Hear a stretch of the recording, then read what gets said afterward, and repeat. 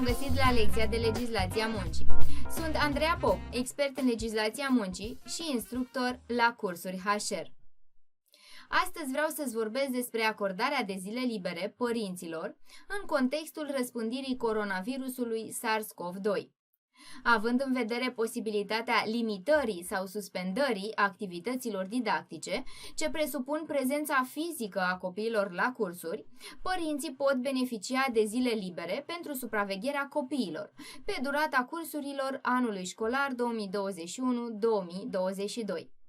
Ordonanța de urgență numărul 110 din 2021 stabilește categoriile de părinți care pot beneficia de acest drept, condițiile în care se poate acorda acest drept și, nu în ultimul rând, cum se plătesc zilele libere.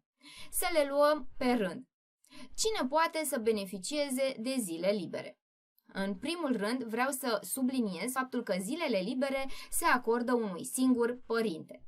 Cazurile în care se acordă aceste zile libere sunt: pentru supravegherea copiilor cu vârstă de până la 12 ani inclusiv, atât timp cât aceștia sunt înscriși în cadrul unor unități de învățământ; pentru supravegherea copiilor sau adulților cu handicap, atât timp cât aceștia sunt înscriși în cadrul unor unități de învățământ; pentru supravegherea copiilor cu handicap grav neșcolarizați, atât timp cât activitatea centrelor de zi destinate persoanelor cu handicap este limitată sau suspendată; pentru supravegherea copiilor cu vârstă de până la 18 ani, înscriși în cadrul unor unități de învățământ, dacă fac parte dintr-o grupă de risc sau sunt diagnosticați cu boli grave.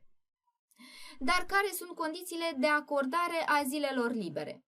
Ei bine, pentru a putea beneficia de zile libere, părintele care le solicită trebuie să aibă un loc de muncă care nu permite munca la domiciliu sau telemunca.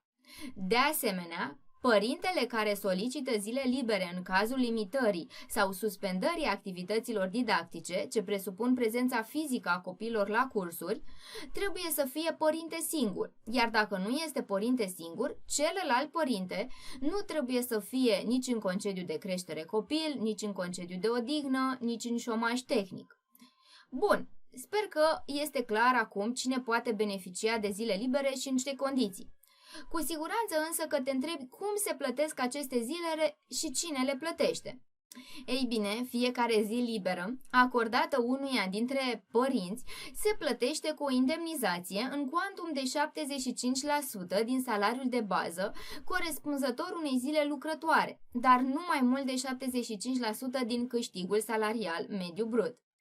Indemnizația este în sumă brută și este supusă impozitării și plății contribuțiilor de asigurări sociale, de asigurări sociale de sănătate, precum și a plății contribuției asiguratorii pentru muncă.